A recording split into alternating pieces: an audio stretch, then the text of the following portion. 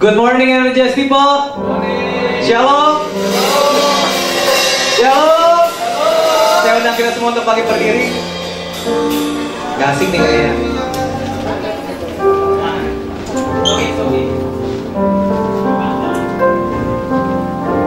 Asik. Kan mau mejeng perut yang rata ya. Canda. Kita mau berdoa dulu ya teman-teman. Roh Kudus, kami tahu Engkau ada di tengah-tengah kami. Kami datang dengan berbagai perasaan, berbagai keadaan Tuhan. Gak semua dengan keadaan baik, tidak semua juga dengan keadaan yang buruk. Tuhan, Engkau yang menjadi jawaban kepada setiap kami. Hari ini, pagi ini, kami hanya mau datang, berfokus kepada Tuhan, menyembah Tuhan, meninggikan Tuhan. Karena Engkau memang Allah yang layak kami tinggikan Tuhan. Kami juga mau mendengarkan firman-Mu Tuhan pada pagi hari ini. Berbicara kepada setiap kami, biar kami bisa menjadi murid yang semakin lebih lagi serupa dengan Engkau Tuhan. Kami ikat, kami patahkan kuasa-kuasa yang di luar Tuhan. Di dalam nama Yesus, biar roh Tuhan saja yang ada di tengah-tengah kami, bersama kami. Kami mau tinggikan Engkau Tuhan. Terima kasih Tuhan. Ucap syukur dan berdoa, haleluya, amin. Haleluya. Mari tinggikan Tuhan. Sembah-Mu,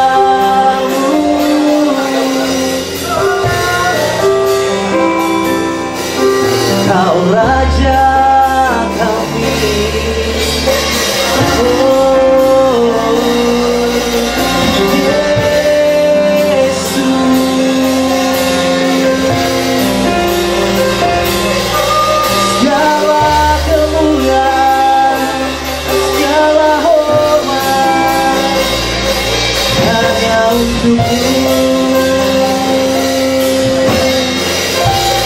Katakan terima kasih Tuhan. Terima kasih Tuhan.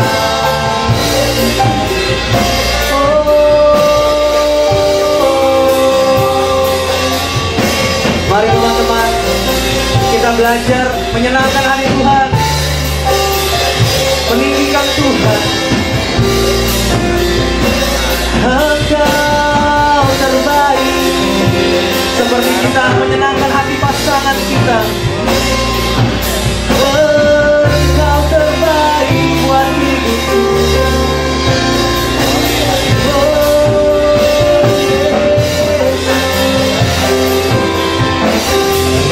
Mengangkat tangan sebagai tanda penyerahan kita bahwa Dia Allah yang memiliki hidup kita.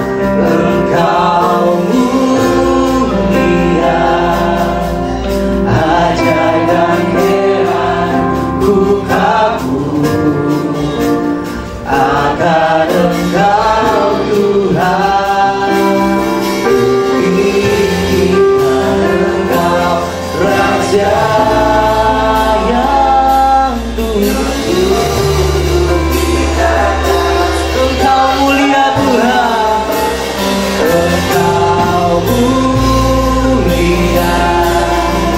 ajaib dan heran ku kagum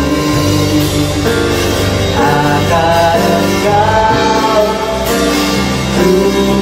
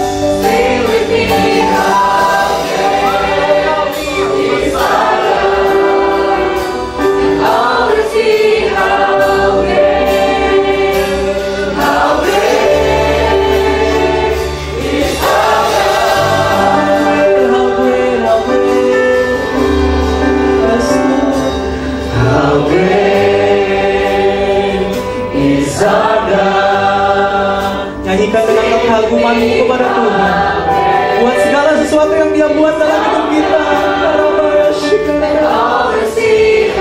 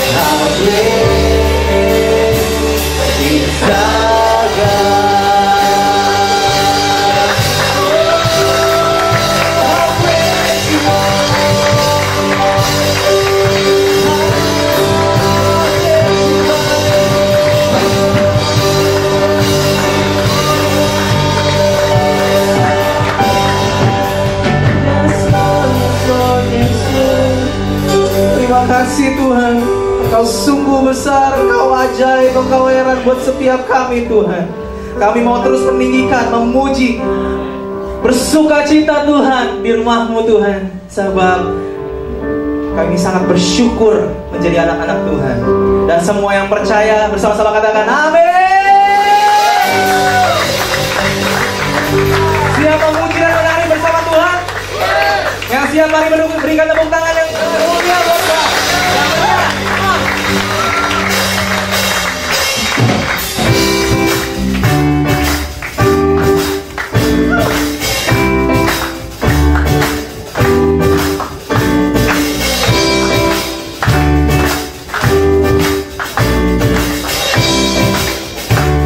Itu kasih yang begitu besar, lebih kuat dari dosa, kasih yang menemukanku, selamatkan dan pulihkanku, menaikkan syukurku, akan berhenti,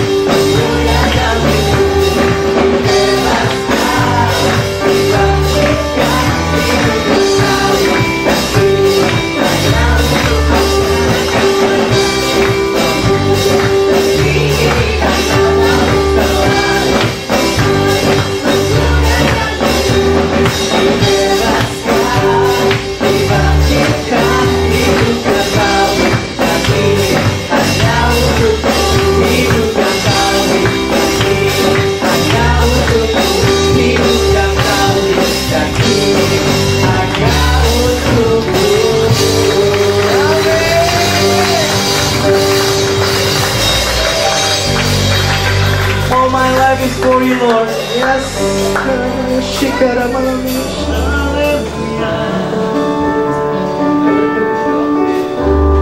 datang teman-teman. Mari datang ke hadirat Tuhan.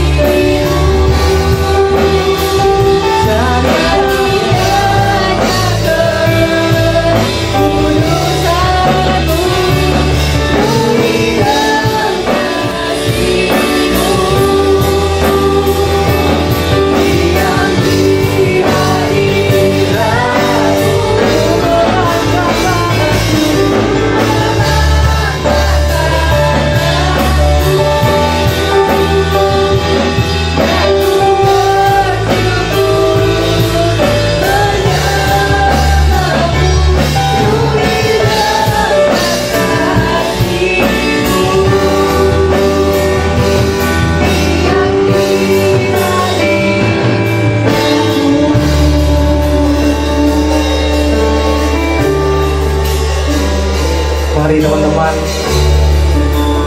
yang merasakan kasih-Nya Tuhan, merasakan kebaikan Tuhan, nyanyikan lagu ini. Nyanyikan lagu ini.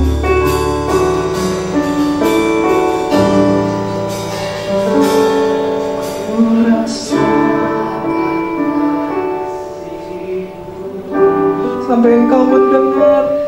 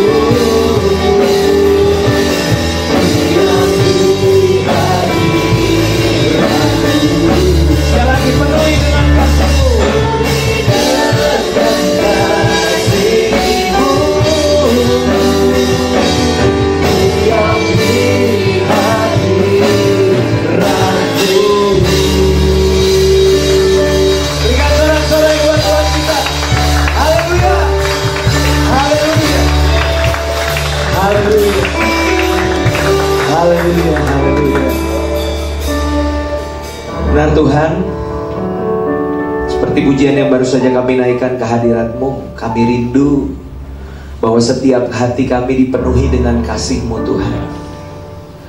Kami rindu ya Tuhan, setiap hati di tempat ini tidak ada yang terkecuali Tuhan, benar-benar terbuka bagi Engkau. Hati kami seperti bejana yang kosong ya Tuhan, yang begitu rindu untuk menerima aliran kasih-Mu Tuhan. Biarlah siang hari Tuhan, setiap kebenaran firman-Mu itu menjadi seperti aliran air yang mengisi setiap hati kami, sehingga hati kami limpah dengan kasih Tuhan. Dan ketika kami mulai menjalani kehidupan kami, Kami bersosialisasi, kami berinteraksi, membangun hubungan dengan orang-orang di sekitar kami. Maka keberadaan kami menjadi seperti air yang mengalirkan kasih-Mu Tuhan. Sehingga orang banyak di sekitar kami Tuhan, sahabat-sahabat kami, teman-teman kami, rekan kerja kami, teman di sekolah kami, di kampus kami, bahkan anggota keluarga kami, mereka juga boleh menerima keselamatan yang daripada-Mu Tuhan. Bicaralah kepada setiap kami Tuhan siang hari ini, pakai hamba-Mu yang lemah dan tidak ada apa-apanya ini. Biar bukan hikmat yang daripada manusia, melainkan hikmat yang daripada Allah yang diberitakan di tengah-tengah kami. Ini hati kami, pikiran segenap kehidupan kami, kami arahkan sepenuhnya hanya kepada Engkau. Di dalam nama Tuhan Yesus kami telah berdoa. Setiap kita yang siap dengarkan firman Tuhan, sama-sama kita katakan amin. Berikan kemuliaan buat Tuhan Yesus. Haleluya. Silakan duduk teman-teman semua. Shalom. Apa kabar? Baik, luar biasa. Puji Tuhan ya. Karena ini sungguh bersyukur untuk kesekian kalinya boleh melayani teman-teman di Youth Energize ya, bener ya, Energize. Belum berubah kan namanya? Puji Tuhan, teman-teman. Yusar, apa kabar bro? Waduh, lagi minum. Puji Tuhan ya, makin glowing ya. Keren ya, bersyukur ya. Yusuf juga, thank you buat kesempatannya bro. Aku boleh kembali membagikan kebenaran firman Tuhan. Pastor Welko sudah pulang. Oke, mungkin belum bisa bergabung bersama kita ya. Ya, nanti kita kontak-kontak lagi lah ya. Puji Tuhan, teman-teman, senang banget Kak Randy boleh membagikan kebenaran firman Tuhan siang hari ini. Berapa banyak dari kita yang rindu mendengarkan firman Tuhan? Boleh lihat tangan-tangannya? Nice, puji Tuhan ya. Kita siap untuk dengarkan kebenaran firman Tuhan. Dan tema yang diberikan kepada Kak Randy untuk minggu ini adalah bicara tentang persahabatan yang menyelamatkan. Bilang sama Kak Randy, persahabatan yang menyelamatkan. Wow, ini seru banget ya temanya ya. Karena kalau ada persahabatan yang menyelamatkan, artinya juga ada persahabatan yang membinasakan. Waduh, yang menjatuhkan. Nah, makanya kita mau belajar sama-sama teman-teman, bagaimana kita sebagai anak-anak Tuhan itu menjadi sahabat bagi orang lain, sahabat yang menyelamatkan tentunya ya. Bukan yang menjerumuskan, bukan yang menjatuhkan, bukan yang nusuk dari belakang. Salah ya. Yang menyelamatkan tapi ya teman-teman ya. Nah, 1 Korintus 9 ayat 19 sampai 23. Ya, kita buka Alkitab kita dari 1 Korintus pasalnya yang ke-9 ayat yang ke-19 sampai 23. Kita akan belajar dari Rasul Paulus, bagaimana seorang Paulus itu bisa hadir di tengah-tengah dunia dan dia menghadirkan keselamatan itu dengan caranya ya. Kita perhatikan teman-teman. Saya bacakan atau kita baca bersama yuk. 1 Korintus 9 19 sampai 23. 2-3. Sungguh pun aku bebas terhadap semua orang. Aku menjadikan diriku hamba dari semua orang supaya aku boleh memenangkan sebanyak mungkin orang ya. Maksudnya menyelamatkan ya, sebanyak mungkin orang. Lanjut. Demikianlah bagi orang Yahudi aku menjadi seperti orang Yahudi supaya aku memenangkan orang-orang Yahudi. Bagi orang-orang yang hidup di bawah hukum Taurat, aku menjadi seperti orang yang hidup di bawah hukum Taurat. Sekalipun aku sendiri tidak hidup di bawah hukum Taurat, supaya aku dapat memenangkan mereka yang hidup di bawah hukum Taurat. 21.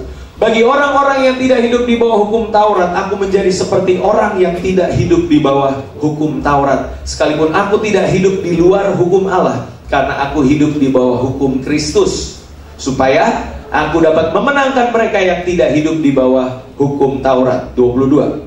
Bagi orang-orang yang lemah, aku menjadi seperti orang yang lemah, supaya aku dapat menyelamatkan mereka yang lemah. Bagi semua orang aku telah menjadi segala-galanya, supaya aku sedapat mungkin memenangkan beberapa orang dari antara mereka. Segala sesuatu ini aku lakukan karena Injil, supaya aku mendapat bagian dalamnya. Perhatikan teman-teman, bagaimana seorang Rasul Paulus oleh karena kasihnya kepada jiwa-jiwa dia rindu sebanyak mungkin orang itu bisa mengenal siapa Yesus, diselamatkan oleh karena berita Injil. Maka Paulus itu seperti tanda kutip bunglon, teman-teman ya. Waktu dia ketemu sama orang Yahudi, dia akan bergaya seperti orang Yahudi. Dia akan berbicara seperti orang Yahudi. Ketika dia bertemu dengan orang non-Yahudi, dia akan mulai bersikap, berbicara, berperilaku seperti orang non-Yahudi. Dan itu dia lakukan bukan sekedar untuk supaya dia diterima, untuk menyenangkan semua orang, no. Sekalipun tadi dia berkata, aku nih sebenarnya orang bebas, tapi aku seperti menjadi hamba bagi siapapun juga. Buat apa teman-teman? Bukan supaya dia terkenal, bukan supaya dia bisa diundang ke sebanyak mungkin gereja, no. Tapi supaya apa? Sebanyak mungkin orang bisa diselamatkan. Dan itu yang menjadi motivasi dari seorang Rasul Paulus. Dan saya percaya generasi saat ini teman-teman, dengan berbagai macam jenis dan variasinya, ya belum lagi kan tiap generasi punya karakteristik yang berbeda-beda, ya millennials, Gen Y ya, millennials to Gen Y, terus Z, belum lagi Alpha, belum lagi X, baby boomer. Wah, itu udah macam-macam teman-teman. Nah sekarang pertanyaan, apakah anak Tuhan punya kerinduan yang sama seperti Rasul Paulus untuk dia bisa memberitakan Injil kepada sebanyak mungkin kalangan, menjadi sahabat bagi setiap generasi? Supaya apa? Supaya berita Injil itu boleh diberitakan. Atau kita justru menjadi nyaman dengan keberadaan diri kita sendiri. Ah udahlah, gak peduli sama orang lain, ya gue ya begini, ya terima aja gue apa adanya. Sehingga akhirnya apa? Kita sangat menjadi tanda kutip segmented ya. Dan kita cuma bisa menjangkau orang yang itu-itu aja. Nah hari ini kita mau belajar seperti apa sih persahabatan yang menyelamatkan itu teman-teman. Nah tapi pertama-tama aku mau mulai dengan sebuah paradoks ya. Bagi kita orang Kristen ada sebuah paradoks sebagai anak Tuhan, bahwa pertama-tama tentunya teman-teman kita semua tahu kita telah ditebus, kita telah dikuduskan, kita telah dipisahkan dari dunia, benar ya? Kita diselamatkan oleh Tuhan Yesus, lalu memasuki sebuah proses pengudusan, dan kita menjadi orang-orang yang tentunya menjaga diri ya. Makanya ada ayat yang berkata, pergaulan yang buruk merusakkan kebiasaan yang baik. Itu nggak salah, tapi nggak sepenuhnya lengkap teman-teman. Karena gini paradoksnya, kita memang dikuduskan, dipisahkan, ya, ditebus dari dunia ini. Namun di sisi yang lain, kita juga diutus ke tengah dunia untuk menjadi sahabat bagi dunia, untuk kita bisa membawa berita keselamatan itu teman-teman. Nah ini yang menarik ya, kadang kita suka bingung sebenarnya saya harus memisahkan diri ya kan, jadi anak Tuhan yang holy, yang kudus, yang tidak bercacat celah gitu kan, atau saya harus terjun ke tengah-tengah dunia yang kotor, yang gelap ini, yang tawar ini. Sebenarnya kayak gimana? Nah teman-teman, tentunya ketika kita pertama-tama ditebus, dikuduskan, untuk kita memiliki iman yang berakar teguh di dalam Kristus, kita berpegang teguh kepada Kristus dan Injilnya, tentang apa yang Kristus telah kerjakan di kayu salib 2000 tahun yang lalu. Namun tidak berhenti sampai situ teman-teman. Kita telah ditebus, dikuduskan, dan memiliki iman yang berakar teguh. Tentunya itu terjadi di tengah-tengah komunitas kita. Namun kemudian untuk kita diutus kembali ke tengah-tengah dunia. Dan apa teman-teman? Untuk kita bisa menjadi relevan dengan dunia. Ya kalau bahasa teologisnya tuh menjadi kontekstual dengan dunia. Ya sehingga berita Injil itu bisa disebarkan di tengah-tengah dunia. Bukan sebagai musuhnya dunia, tetapi sebagai sahabat yang merangkul mereka. Sampai sini masih bisa mengikuti ya teman-teman ya. Jadi nggak salah ketika kita ditebus, dikuduskan, dipilih oleh Tuhan, kita dimuridkan di tengah-tengah komunitas ini, di-energize. Tapi endpointnya bukan di sini, tapi di mana? Di luar. di tengah-tengah dunia. Makanya Yesus berkata apa? Aku mengutus kamu seperti domba di tengah serigala. Ujung-ujungnya kita keluar. Makanya hati-hati teman-teman, kalau kita udah terlalu nyaman di dalam, terlalu asik main gereja-gerejaan, sampai lupa keluar, maka kita perlu mengingatkan diri kita bahwa Yesus berkata, kamulah garam dunia, bukan garam gereja. Coba cek lagi Alkitabnya, bukan kamulah terang gereja, kamulah garam gereja. Akhirnya apa? Ya udah, garam ketemu garam, udang garam, darah tinggi ya. No, kita diutus untuk bersinar di tempat yang gelap, untuk memberi rasa di tempat yang tawar. Tapi ingat, kita harus di-equip dulu. Kita ada di sini, we are here to be equipped. Setelah kita lengkapi, baru kita bisa berdampak keluar. Ya, nah teman-teman, kalau ngomongin soal memberitakan Injil, memberitakan kabar keselamatan kepada dunia ini, kepada teman-teman kita, sahabat-sahabat kita, kita harus bisa bedain dulu. Yang pertama-tama itu ada yang saya istilahkan dengan konten dan juga kontainer. Bilang sama saya konten, kontainer.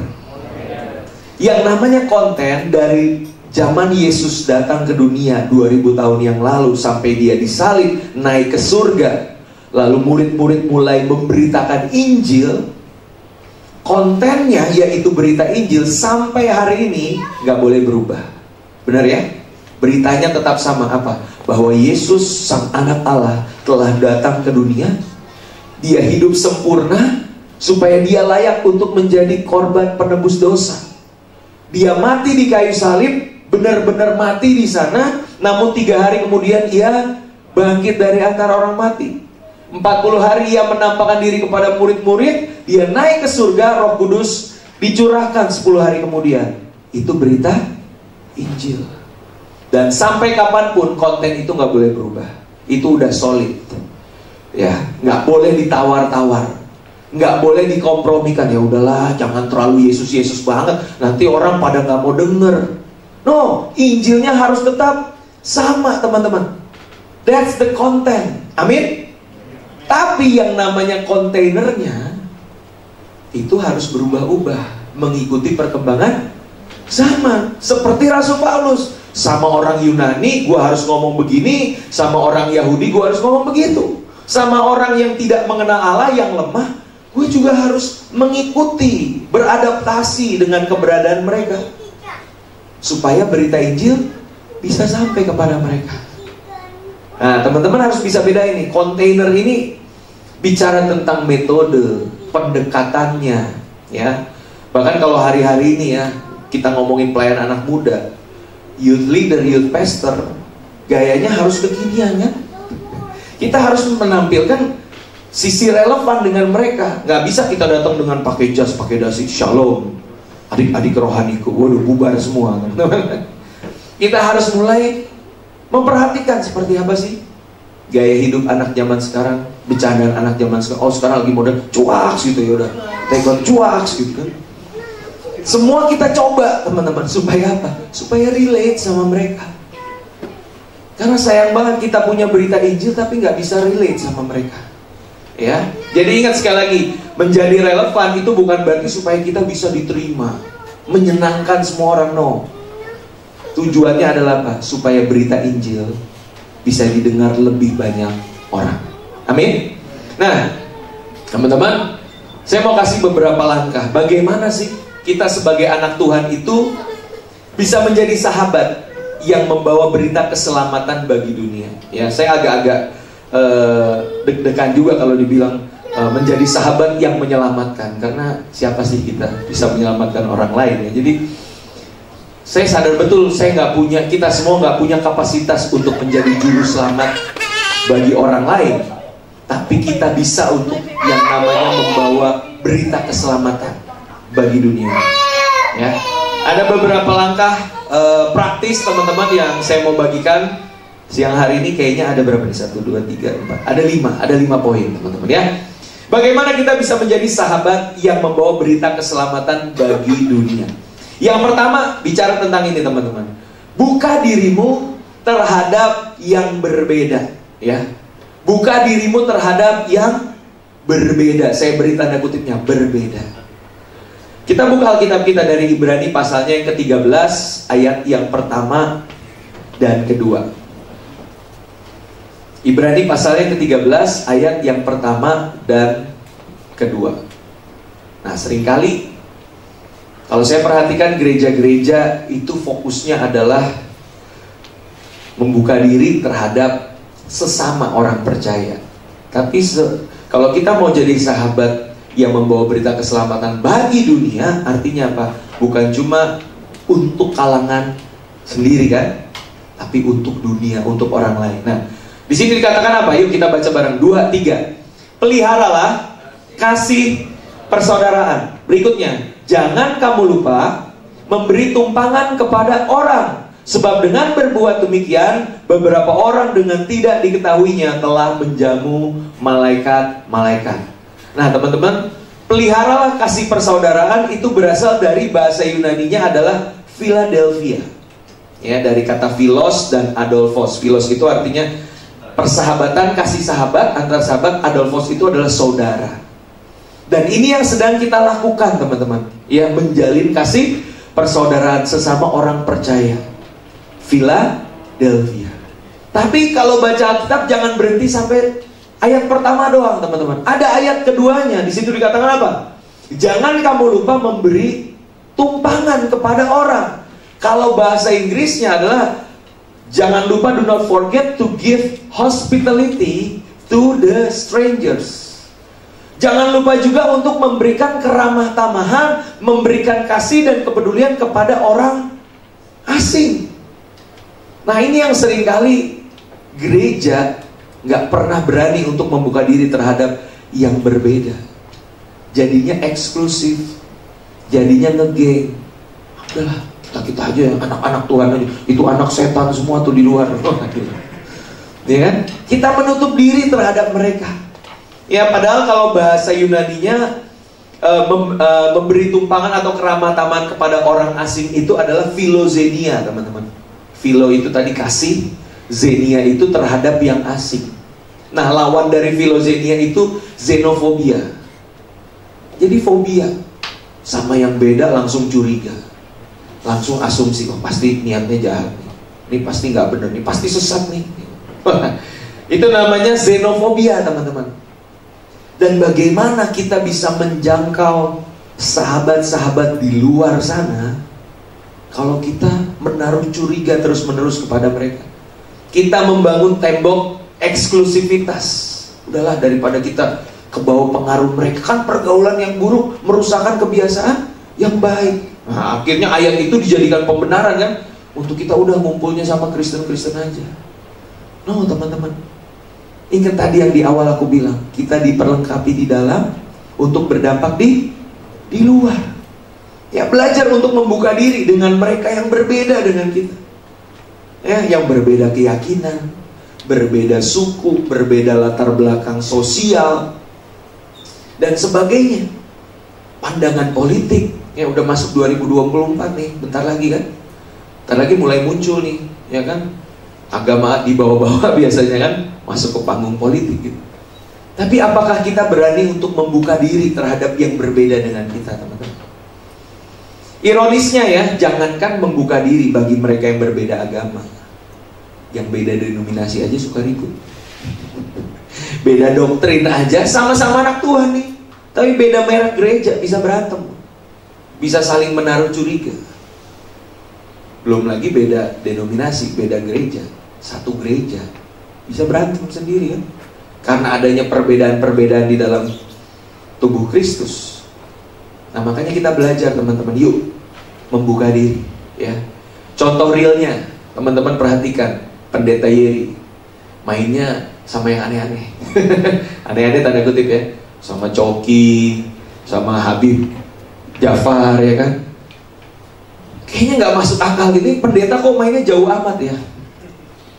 Tapi kebenarannya kalau kita mau menjadi sahabat yang membawa berita keselamatan, ya harus seperti itu, teman-teman. Ya, walaupun kita mungkin gak se-ekstrim beliau, tapi saya percaya mungkin di tengah-tengah teman-teman kampus, rekan-rekan satu tempat kerja. Bagaimana kita membuka diri bersosialisasi dengan mereka? Jangan bilang kamu bisa bawa berita Injil kepada mereka kalau kita terlalu eksklusif, menutup diri. Jadi coba colek kanan kiri dan jangan eksklusif lu. Ya. Ayo dong, pada nggak mau nyolek ini. Ya, lawan eksklusif itu inklusif, teman-teman ya. Belajar untuk berani membuka diri kepada yang berbeda dengan kita. Itu yang pertama, teman-teman. Buka dirimu terhadap yang berbeda. Jadilah sahabat bagi semua orang. Yang kedua, kalau udah mulai membuka diri, udah mulai ketemu dengan 1-2 orang yang Tuhan percayakan ada di sekitar kita. Yang kedua, maka mulailah percakapan dengan mereka secara alami. Ya, secara alami. Kalau kita ngobrol sama orang, tujuannya buat apa sih, teman-teman? Halo? Jangan kita mikir, ini orang gue target ya, gue prospek 5 menit, gue akan beritain Injil, habis itu akan dibaptis dan gue tarik ke gereja gue. Ngeri juga nih kayak gini ya. Enggak, teman-teman, kalau kita mau memulai percakapan dengan seseorang, lakukan itu secara natural. Karena anak zaman sekarang itu peka banget. Dia tahu ada maksud terselubung, wah kakak ini kayaknya mau narik-narikin gue nih ke komselnya, gitu kan. Udah tahu yang ada udang di balik rempeyek, gitu kan. Ya makanya kita metodenya jangan sama kayak dulu. Dulu tuh ada, aku tuh pernah diajarin, namanya evangelical explosion. Pernah dengar gak? Wah, itu kayak semacam kelas-kelas pemuridan, bagaimana memberitakan Injil. Datang, mas naik bus misalkan, ketemu sama orang yang dikenal, langsung samperin, tanya gini, mas, ntar malam kalau mati masuk mana mas? Surga apa neraka? Takut dirajam batu gue kalau model kayak gitu sekarang. Ya nggak? Maksudnya gini, mungkin metode itu 20-30 tahun yang lalu itu relevan. Dan itu kan mulainya dari Amerika. Orang Amerika kan cuek ya, mau digituin dia paling ketawa. Orang Indonesia kan zaman sekarang kan dikit-dikit kristenisasi, teman-teman. Ya enggak? Jadi metodenya yang perlu diperhatikan, Injilnya tetap sama. Dan kalau kita mulai persahabatan, mulailah secara alami. Ajak ngobrol. We are making friendship for the sake of friendship. Kalau kamu mau berteman, jadilah emang tujuannya buat berteman. Kenalin dia seperti apa orangnya, hobinya apa, kesukaannya apa yang dia nggak suka, cari tahu, teman-teman. Bangun jembatan persahabatan dengan orang-orang di sekitar kita. Jangan buru-buru eksekusi. Ya, momentumnya belum ada. Lo ibarat deketin cewek baru 1-2 hari langsung ditembak. Yang ceweknya bilang, ih agresif banget nih orangnya. Enggak mau gue sama yang begini. Ya gak? Ya begitupun waktu kita mau menjadi sahabat yang membawa berita keselamatan itu. Natural aja, teman-teman. Ya, kalau belum ada momentumnya, santai aja, jangan langsung digas. Amin. Ya, aku punya satu kesaksian ya, kalau ngomongin soal membuka diri terhadap yang asing. Belakangan ini aku mulai mempraktekkan itu, karena terakhir kali pun aku menulis tesis ya untuk kelulusan pascasarjanaku itu temanya soal kepemimpinan sahabat. Jadi aku lumayan ngulik lah tentang apa itu persahabatan. Itu bicara tentang membuka diri kan tadi, dan memulai percakapan secara alami. Satu kali aku pelayanan di Tegal, pulang dari Tegal itu jam 12 malam. Jadi naik kereta sampai Jakarta tuh subuh gitu kan. Nah, di tengah jalan ada seorang perempuan duduk sebelah aku pakai hijab. Terus kita ya namanya penumpang kan biasa santai dulu kan gitu. Nah, terus nggak lama ya aku mulai tanya sama dia, mau kemana gitu. Oh, saya habis dari Surabaya, habis koas, mau balik ke Jakarta, rumah saya di Jakarta gitu. Kayaknya usianya masih 20 sekian gitu kan. Nah, dari situ ya udah, kita biasa lagi main handphone gitu. Tapi sepanjang tengah malam itu kan ya biasa orang tidur ya. Kalau aku ini nggak bisa tidur di kereta, guys. Jadi kalau udah naik kereta tuh goyang-goyang gitu kan, nggak bisa tidur. Jadi ya udah nyantai nongkrong gitu. Nah, si perempuan sebelahku ini juga nggak tidur. Dia masih main handphone. Ya udah, aku aja ngobrol, ya nggak? Ngobrol biasa aja, tak ngobrol gitu. Sampai akhirnya ya udah kita sampai kepada percakapan-percakapan mulai dari mulai dari isu-isu mengenai LGBT, IQ. Ya ini aku nggak bilang saya pendeta, saya hamba Tuhan, enggak. Ngobrol-ngobrol aja biasa, gitu kan. Terus dia mulai kritis, terus ngomongin soal social justice, feminisme. Waduh, seru banget tuh di kereta tengah malam ngobrol. Nah, sampai akhirnya dia mulai nanya-nanya, kakak dari Tegal ngapain sih? Oh, saya habis pelayanan, saya habis berkhotbah buat anak-anak muda di sana. Oh, gitu. Udah mulai ngobrol-ngobrol lagi sampai akhirnya ada momentum. Dia nanya gini ke saya, Kak, bedanya Kristen sama Katolik itu apa ya, Kak? Nah, dalam hati, ini dia kesempatan gitu kan. Ada momentum gitu. Ya udah, karena dia yang nanya, ya aku ceritain. Dan aku cerita nggak yang persuasi supaya dia masuk Kristen, nyantai aja. Tapi aku mulai ceritanya dari zaman Tuhan Yesus, ya kan? Tuhan Yesus datang ke dunia menebus dosa, bla bla bla, sampai Martin Luther tuh kan, Kristen Katolik. Tapi pembicaraan itu dimulai dengan apa, teman-teman? Sesuatu yang natural. Ya sampai hari ini saya nggak tahu dia udah percaya atau belum, tapi minimal saya udah follow-followan di Instagram. Kalau Tuhan jamah hatinya, dia penasaran, dia pengen cari tahu Tuhan, dia bisa cari saya. Nah, itulah persahabatan yang kita bisa mulai, teman-teman, dengan orang-orang yang ada di tengah-tengah dunia ini. Ya, itu yang kedua, memulai percakapan secara alami. Yang ketiga adalah belajar untuk ini, teman-teman, listen and observe. Listen and observe. Waktu kita udah mulai percakapan dengan seseorang, jangan terbiasa untuk mudah mengkat pembicaraan orang lain. Orang lain baru 1-2 kalimat kita masuk, saya bisa baca arah pikiranmu mau kemana. Waduh, lu dukun atau gimana gitu. Langsung dijelasin, sebenarnya begini. Alkitab berkata, waduh, pindah tempat duduk tuh orang itu biasanya. Iya ya. Jangan terbiasa untuk menghentikan pembicaraan. Juga jangan terlalu dominan, teman-teman, di dalam percakapan. Belajar untuk mendengarkan terlebih dahulu. Ada waktunya untuk bicara, ada waktunya untuk mendengarkan. Bukan tanpa alasan Tuhan kasih kita 2 telinga, 1 mulut. Artinya apa? Harus lebih banyak dengar dulu, baru ngomong. Nah, ini orang Kristen tuman. Orang belum jelas cerita apa, udah langsung ambil kesimpulan, teman-teman. Ya makanya di Amsal 18 ayat 13, coba deh. Ini ada satu pesan yang aku suka banget. Amsal pasalnya ke-18 ayat yang ke-13. Apa tuh kata firman Tuhan? Amsal pasalnya yang ke-18 ayat yang ke-13. Nah, itu dia. Jikalau seseorang memberi jawab sebelum mendengar, itulah kebodohan dan kecelaannya. Ya. Jadi teman-teman biasain, dengar dulu. Belajar untuk jadi pendengar yang baik. Nah, ini penyakit orang Kristen nih. Ya, makanya saya berharap karunia-karunia pun ada bernubuat, berbahasa roh, menafsirkan bahasa roh, karunia mendengarkan. Ini perlu. Menjadi pendengar yang baik itu gak mudah, teman-teman. Ya, belajar untuk listen, mendengarkan. Habis dengerin apa? Ask questions, tanya balik. Ya kan? Dari penjelasan dia yang udah kita dengar, apa pertanyaan yang bisa kita sampaikan kepada dia? Show some sympathy, tunjukin rasa simpatimu kepada orang-orang yang sedang kamu dengarkan itu. Jangan mudah menghakimi, teman-teman. Ya, ingat kisah Ayub. Ya, bagaimana Ayub mengalami sebuah penderitaan yang luar biasa. Dalam 1 hari harta kekayaannya habis, anak-anak yang dikasihnya dipanggil Tuhan semua. Waduh, menderita. Belum lama kemudian akhirnya apa? Dia mengalami sakit penyakit, ya kan? Gatal-gatal di tubuhnya sampai dia menggosok lukanya dengan beling. Lalu datanglah sahabat-sahabat Ayub. Ya, mereka melihat kondisi Ayub.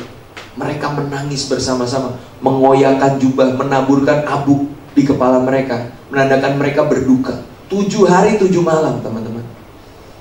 Setelah itu baru persidangan dimulai, ya kan? Sahabat-sahabatnya mulai nanya, "Yuk, jujur aja deh sama kita. Kalau lu ngalamin yang begini, pasti ada maksudnya, pasti ini ada akibat dari sesuatu yang lu lakuin sebelumnya. Udah jujur aja deh, dosa apa yang lu buat. Waduh, dia ditanyain, diinterogasi di tengah-tengah penderitaannya, teman-teman. Ya, jangan seperti itu, teman-teman. Ya, ingat, sahabat-sahabat Ayub aja 7 hari 7 malam berduka sama mereka. Lalu belum 5 menit udah langsung menghakimi. Aduh. Ya, belajar teman-teman ya untuk mendengarkan. Amin. Ya, mendengarkan lebih banyak baru memberikan jawab. Itu pun kalau dibutuhkan. Karena seringkali orang di momen-momen tertentu hanya butuh mendengar. Kita pun kadang gak punya solusi, teman-teman. Yang kita butuhkan apa? Kehadiran. Dia tahu kita peduli sama mereka. Ya, makanya John Maxwell pernah bikin quotes. Dia bilang gini, people don't care how much you know until they know how much you care. Orang gak peduli seberapa banyak yang lu tahu. Lu mau hatam kayak Kejadian sampai Wahyu, tapi kalau kerjaan lu nabok-nabok dia pakai Alkitab, dia gak peduli. Dia gak peduli.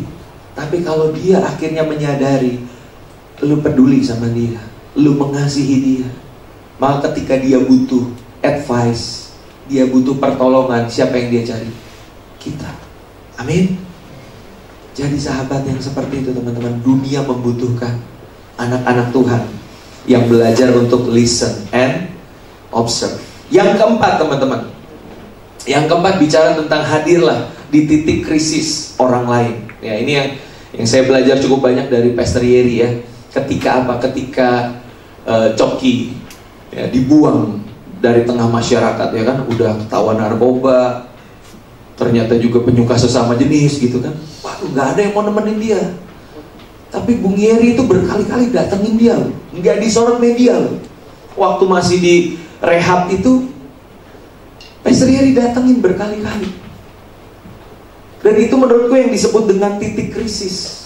Orang di dalam hidupnya itu mengalami titik krisis beberapa kali pastinya. Nah, pertanyaannya, waktu sahabat kita, waktu orang-orang di luar sana menghadapi titik krisis, di mana kita saat itu? Karena kecenderungannya kalau orang lagi baik-baik aja, lagi banyak duit, semua menghampiri dia.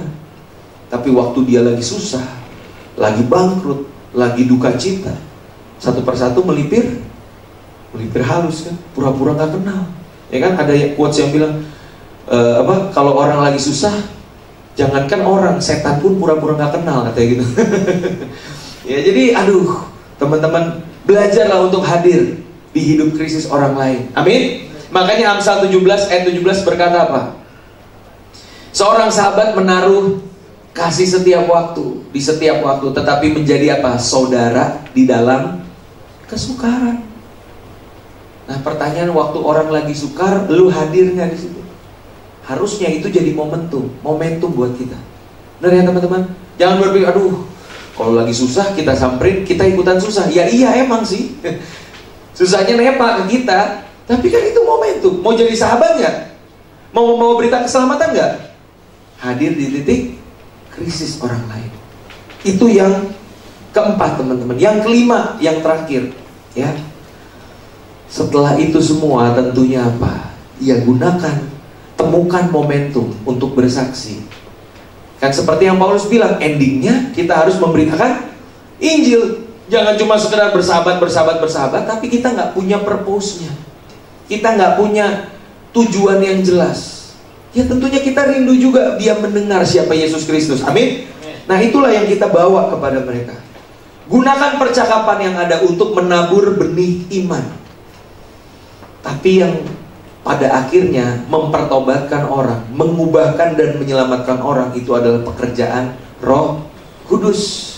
1 Korintus pasal yang ketiga ayat 6, Paulus berkata, aku menanam, Apolos menyiram, tetapi Tuhanlah yang memberi pertumbuhan. So, bagian kita ngapain, teman-teman? Tabur benih. Benih iman, benih firman, benih kesaksian. Urusan nanti bakal bertumbuh atau enggak, urusan Tuhan. Jangan terbebani. Ya, jangan punya istilahnya namanya Mesias syndrome. Kamu berasa jadi Mesias bagi orang lain. Capek kayak gitu. I've been there. Saya pernah mengalaminya dan itu melelahkan. Bawaannya marah-marah, bawaannya stres, nggak enak suasananya. Tapi kalau kita menyadari I'm not the Messiah. Bagianku hanya menabur, menyiram. Nanti yang memberi pertumbuhan Tuhan. Bukan cuma dalam komunitas, bukan cuma dalam pelayanan, dalam relationship pun sama. Semakin engkau berusaha mengubah pasanganmu, semakin kacau tuh hubungan, semakin banyak tuntutannya. Tapi kalau engkau belajar mengasihi, menabur benih kasih, benih kesabaran, pengampunan, nanti Tuhan yang ubahkan. Ya, ada amin? Nah teman-teman, tapi terkadang yang namanya Roh Kudus itu juga bisa berbicara secara spesifik untuk menggerakkan kita. Nah waktu Roh Kudus itu bicara di hati kita, jangan diignore, jangan dicuekin, jangan pura-pura gak dengar. Karena biasanya penyesalannya di kemudian hari akan besar. Ya, penyesalan selalu datang belakangan. Kalau di awal, aduh, bau bapak emang. Nah, aku punya kesaksian teman-teman, ya. Ya, biarlah kesaksian ini jadi penutup ya. Jadi gini, saya pernah satu kali lagi makan di satu restoran sama istri, sama anak, master plan. Kita makan, ngobrol di satu mall, di restoran mall gitu. Nah, lagi kita makan, di meja belakang tuh ada cewek-cewek lagi ngumpul, lagi ngobrol. Dan waktu mereka ngobrol, saking asiknya suaranya tuh kenceng, sampai-sampai suaranya tuh nyampe ke meja kita. Dan yang menarik adalah cewek-cewek ini lagi ngobrolin tentang agama, tentang Tuhan. Waduh, seru banget. Mereka mulai ngomong gini, iya tahu nggak, ada nabi namanya Nabi Isa, ya kan? Terus Nabi Muhammad, ya kan? Gini-gini, wah ngobrol terus. Yang paling awal tuh Nabi Adam, iya, Nabi Adam, manusia pertama, Adam, Hawa, punya anak Kain dan Habil. Waduh, seru banget ya obrolan mereka. Nguping, dengerin gitu kan. Nah satu kali sampailah obrolan mereka kepada satu pertanyaan yang mereka nggak punya jawabannya. Pertanyaan itu mereka bilang gini, lu tahu gak sih kenapa sih persembahannya si Kain tuh ya, anak-anak yang sulung ditolak, sedangkan Habil kok diterima? Kenapa ya? Iya, aku juga nggak tahu kenapa ya. Wah, saya di meja seberang udah mulai gerah kan, udah mulai makan ramen tuh nggak konsen gitu kan. Istriku udah mulai curiga, ngapain sih? Diajak ngobrol nggak fokus gitu. Nguping ya meja sebelah. Iya nih, aku nggak tahan pengen nimbrung gitu kan. Obrolannya seru banget gitu. Nah itu Roh Kudus spesifik ingetin aku, bilang, udah ngomong sana, ngomong, kasih tahu. Dan apa yang aku lakukan teman-teman? Dengan pedenya aku menolehkan wajah ke belakang, menghadap mereka, terus aku bilang, sorry, mau tahu nggak kenapa persembahan Kain ditolak, Habil diterima? Itu cewek-cewek pada lihat-lihatan, ketawa kan mereka. Mereka mungkin mikir nih, om-om dari mana? Coba tiba-tiba muncul di meja kita gitu. Tapi puji Tuhannya mereka masih ini bermurah hati. Iya kak, boleh kak, silakan kak. Ya udah, aku nimbrung sama mereka. Dan aku mulai cerita teman-teman. Mulai dari Adam dan Hawa. Kenapa sih waktu Adam dan Hawa jatuh ke dalam dosa, mereka kan pakai daun-daunan kan? Kenapa Tuhan ganti pakai kulit binatang? Oh itu artinya ada binatang yang disembelih gitu kan. Terus cerita lagi ke Musa, bangsa Israel. Terus mereka pakai korban bakaran, ya kan, ada binatang yang disembelih. Terus sampai aku ceritain puncaknya adalah Yesus Kristus, sang anak domba Allah yang menghapus dosa dunia. Ya kan, ini adalah perlambangan. Jadi waktu persembahan Kain itu adalah hasil bumi, sedangkan Habil itu adalah binatang. Inilah yang diharapkan, yang dikenal Tuhan. Karena itu adalah tipologi, waduh, itu adalah penggambaran bahwa suatu hari nanti ada Yesus Kristus yang menjadi anak domba Allah. Ngerti? Wah, itu sejarah penebusan ya. Kalau di kampus tuh bisa berapa SKS? 15 menit cukup kok itu. Aku jelasin ke mereka. Dan setelah itu aku tanya, aku penasaran kan, aku tanya sama mereka, kalian ini gereja di mana sih gitu? Karena itu mall ada gerejanya. Jadi aku pikir itu ya pasti jemaat di gereja situ kan. Dan waktu aku tanya, mereka ketawa lagi teman. Kenapa nih cewek-cewek ketawa lagi gitu? Dan ada satu yang bilang, kak, kalau aku nih Kristen, temanku yang ini Muslim, yang ini ateis kak, lagi nggak percaya Tuhan. Buset kak dia. Tapi ternyata sekali mendayung 3 pulau kan terlampaui, ada Kristen, Islam, ateis, dengar tentang nama Yesus. Nah saya waktu itu nggak sampai seberani itu sih, minta nomor WhatsApp dong, nanti saya follow up gitu. Nanti istri saya yang melotot gitu kan. Jadi saya bilang ya udah, Tuhan berkati ya, nanti kalau ada apa-apa siapa tahu kita bisa ketemu lain waktu. Saya nggak tahu lagi sekarang gimana. Saya cuma doa, semoga Roh Kudus yang bekerja di hati mereka. Amin. Tapi kalau ada kesempatan bersaksi. Roh Kudus sudah ngomong, jangan ditahan teman-teman. Beritakan itu. Dan kalau memang di dalam kesempatan itu orangnya belum menunjukkan tanda pertobatan, gak usah berkecil hati. Amin. Ya, pasti ada momennya nanti, ada waktunya nanti.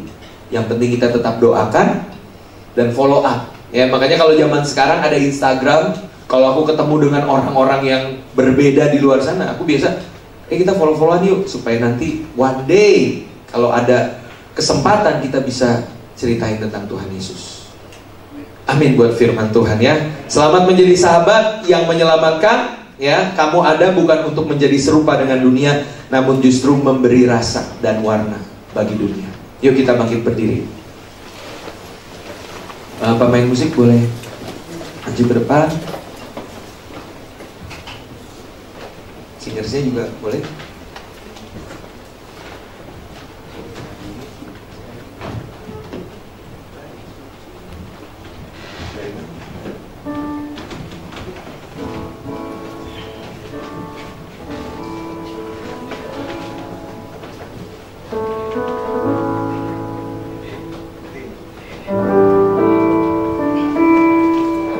Makasih Tuhan.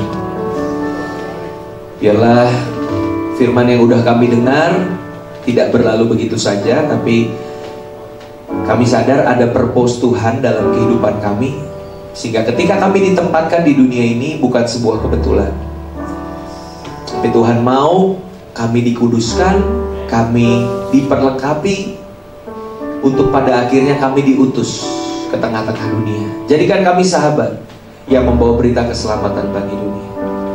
Jadikan aku bait suci-Mu yang kudus dan yang tiada bercela.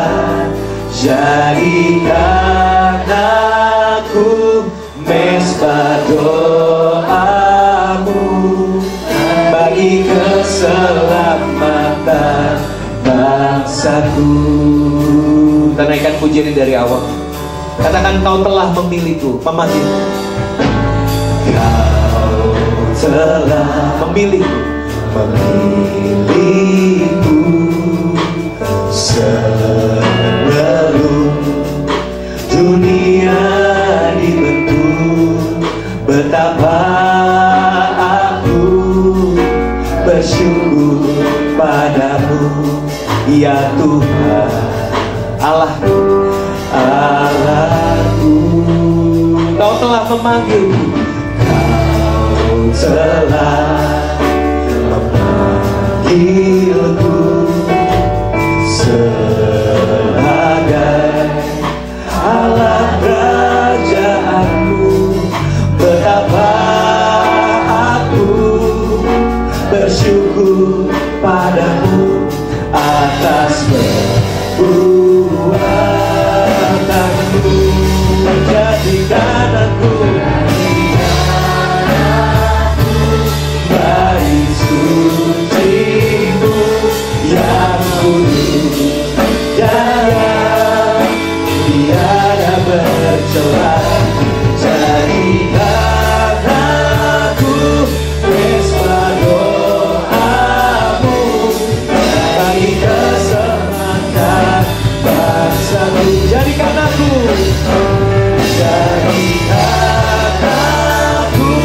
bait suci-Mu yang kudus dan yang tiada bercela.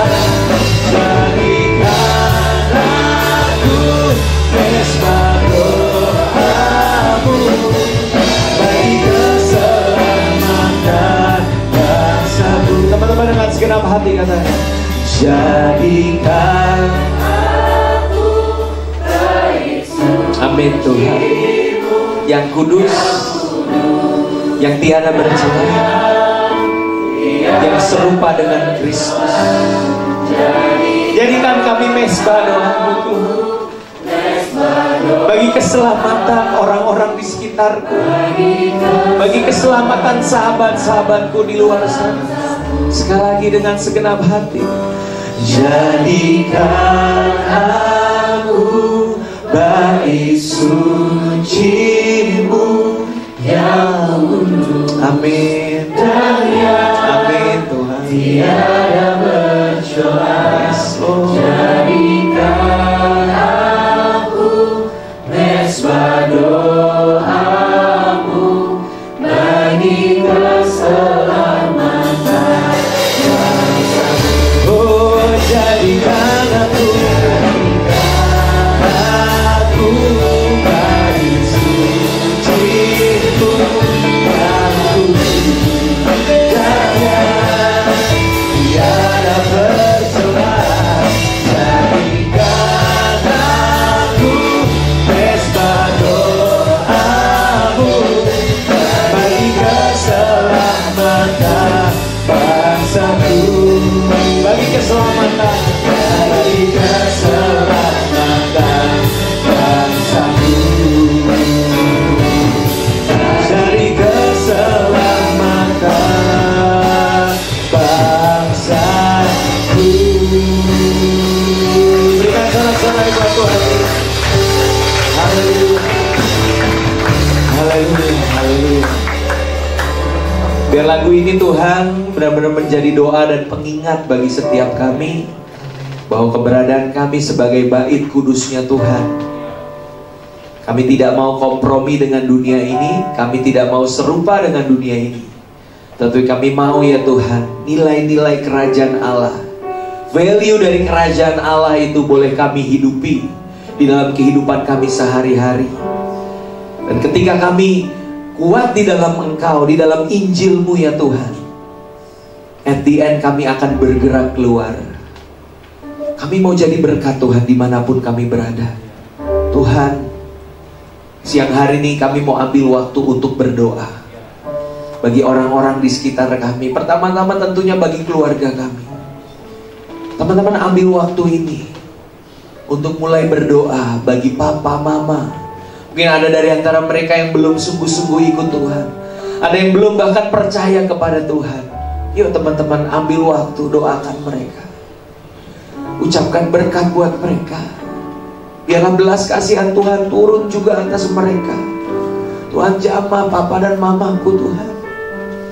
Pakai hidupku, biarlah kehidupanku jadi surat yang terbuka Tuhan, sehingga aku tidak perlu Tuhan memaksa mereka, tapi lewat kehidupan aku mereka bisa melihat Kristus nyata.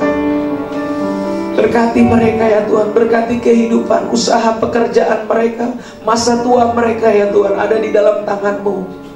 Terlebih daripada itu Tuhan, berkat yang sejati. Biarlah mereka boleh memandang Engkau sebagai harta yang paling indah di dalam kehidupan mereka. Berkati juga kakak adik kami ya Tuhan, sanak saudara kami. Biarlah keberadaan kami jadi berkat juga buat mereka ya Tuhan.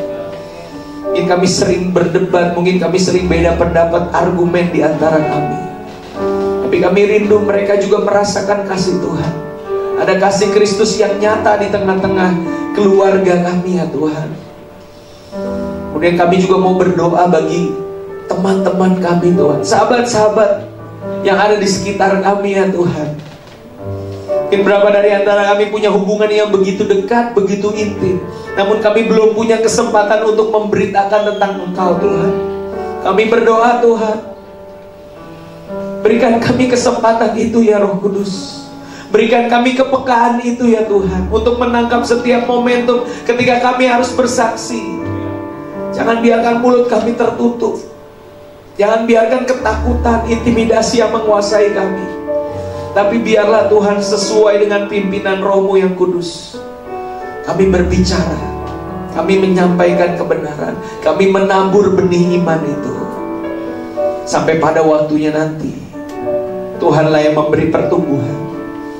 Bahkan Tuhanlah yang mempersiapkan Sampai akhirnya nanti mungkin bukan kami, tapi kami percaya seseorang di luar sana juga akan menuai apa yang telah kami tabur.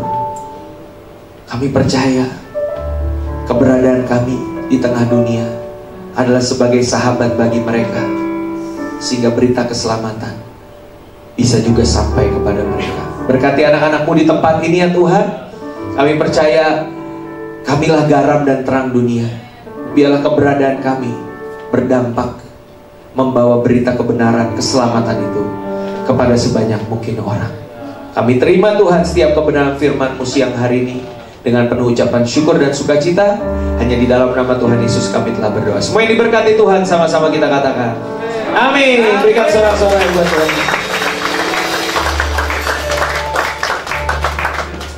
Teman-teman boleh silakan duduk. Teman-teman,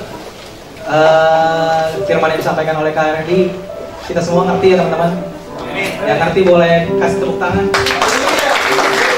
Tuhan yang baik buat kita semua. Firmannya disampaikan dengan baik. Thank you so much. Dan kita mau persembahan. Teman-teman Asyar boleh bersiap, teman-teman juga boleh bersiap memberikan yang terbaik. Kita berdoa dulu sebelum itu. Saya minta Michelle untuk berdoa persembahan. Kita untuk berdoa untuk persembahan ya. Yesus, terima kasih Tuhan atas pernyataan-Mu Tuhan di setiap unsur ibadah kami pada hari ini Tuhan. Telah tiba saatnya kami akan memberikan yang terbaik Tuhan bagi Engkau.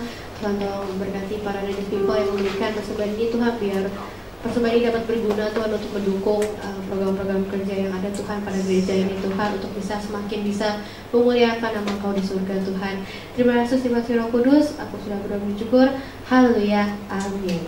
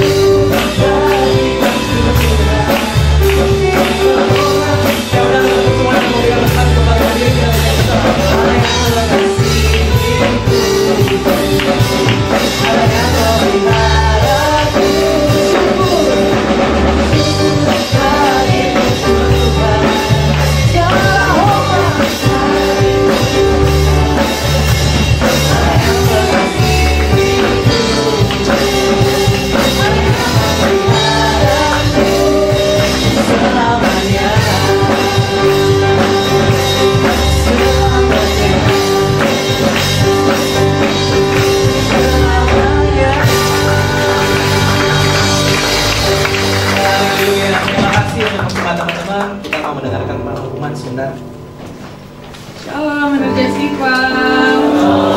Aku di tengah ya? Iya. Sekali lagi dong Kak. Shalom, Energetic People. Suka cita banget kalian pas hari ini ya. Takut. Kayak mau khotbah. Oke, aku mau membacakan pengumuman buat seminggu ke depan ya teman-teman. Oke. Sebelumnya aku mau bilang terima kasih kembali kepada Kak Randy Chandra Dinata untuk firman Tuhan yang sangat memberkati kita semua. Ya teman-teman, kita memang harus menjadi bunglon ya teman-teman untuk menyebarkan firman Tuhan. Jangan pakai cara kita sendiri, tapi minta hikmat ke Tuhan. Oke. Kok tiba-tiba keren ya. Lanjut. Yang kedua, thank you banget juga untuk teman-teman yang udah melayani hari ini, baik yang di depan sampai yang di belakang. Terus punya semangat untuk melayani ya teman-teman. Dan juga teman-teman untuk minggu depan tanggal 21 Mei 2023 kita akan beribadah kembali di jam dan di hari yang sama. Ayo kita sama-sama kembali lagi dan mengajak teman-teman kita yang mungkin udah lama gak datang ke Energize. Kita rangkul, kita gandeng, kita tarik nggak dong? Diseret katanya enggak ya? Nah, dan semoga, aduh agak ngelentang nih. Lagunya sedih loh padahal loh. Oke. Haru ya, harus haru. Oke. Terus Kamis tanggal 18 Mei ada ibadah kenaikan Tuhan Yesus jam 9 pagi di ruang utama. Ayo sama-sama kita ikut beribadah. Itu ibadahnya cuma ada sekali di jam 9 itu. Gak ada ibadah kedua, gak ada ibadah ketiga. Terus untuk yang belum follow Instagram Energize, boleh follow Instagramnya Energize_STY. Di sana ada info-info yang bisa teman-teman lihat. Dan untuk teman-teman yang mau terlibat dalam pelayanan, boleh banget teman-teman nanti bila udah ikut CF 1 dan 2 bisa cari teman-teman pengurus untuk bisa mengikuti proses audisi dan interview. Untuk gemeteran deh jadinya. Aduh, kenapa sih? Oke. Untuk teman-teman yang belum mengikuti CF 1 dan 2, aku mau mendorong teman-teman untuk mengikuti CF 1 dan 2 bila nanti akan diadakan kembali. Nanti akan diumumin kalau ada lagi ya teman-teman. Terus juga untuk yang belum di-invite ke grup WhatsApp, grup Energize Teen and Youth, nanti bisa info ke kakak-kakak pengurus. Nanti bisa di-invite ke sana dan kita juga bisa chatting-chatting di sana kalau ada yang tiba-tiba mau curhat. Nggak apa-apa kan? Kita open kok, kita open banget. Ya nggak tahu sih kalau ada yang judge tiba-tiba ya. Nggak bercanda. Kita menjadi safe place buat kita semua, buat komunitas ini khususnya. Terus juga ada audisi untuk acara Youth Explosion. Ini ada talent audition ya teman-teman, tanggal 20 Mei 2023 itu hari Sabtu jam 9 sampai jam 14 sampai jam 2 PM itu di GSJ Asword itu. Wow. Belum. Ini kita ada ibadah ya? Ada ini ibadah yang enggak, tuh ambil contekan. Ini salah satu proker terbesar DKMD 1 DKI Jakarta, diselenggarakannya hari Agustus. Bulan Agustus, aku ngetes loh. Oh ngetes. Siap. Ya bulan Agustus, tapi audisinya itu 20 Mei besok.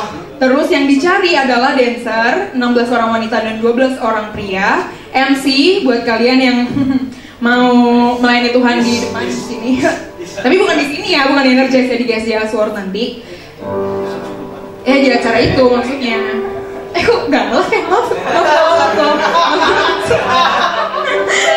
Sama ada MUA. Ini MUA makeup artist.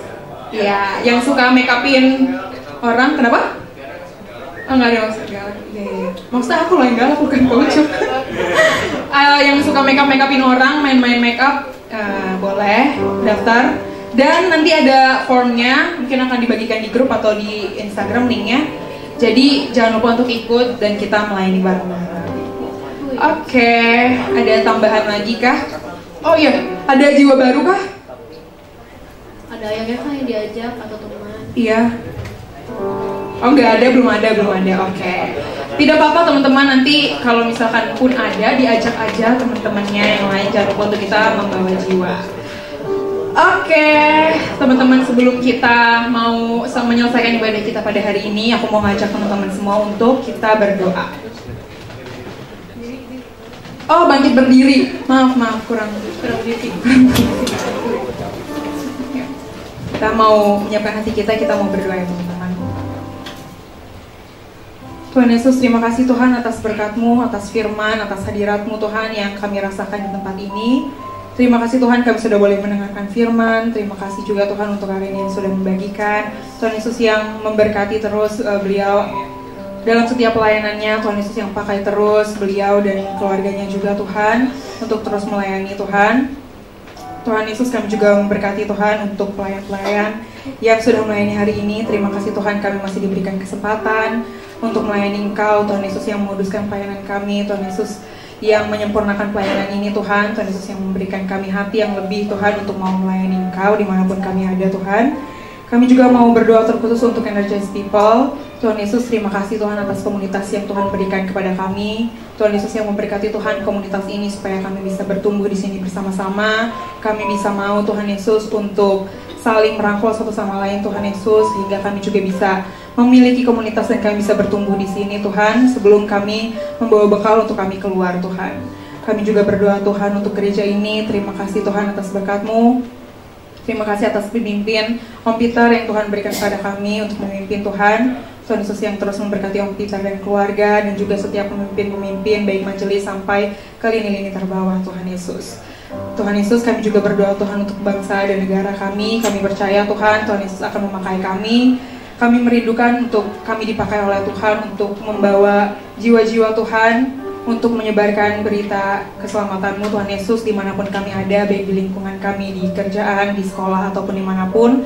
Tuhan Yesus yang membuat kami tidak merasa kecil Tuhan. Tuhan Yesus yang memberikan kami hikmah Tuhan Yesus untuk apapun yang akan kami beritakan, untuk apapun yang kami sampaikan ke teman-teman kami. Tuhan Yesus yang menjadikan kami sukacita Tuhan kami berada, biar teman-teman di sekeliling kami bisa merasakan Tuhan, kehadiran Tuhan ada ketika kami ada juga Tuhan. Kami mau menjadi berkat buat sekeliling kami.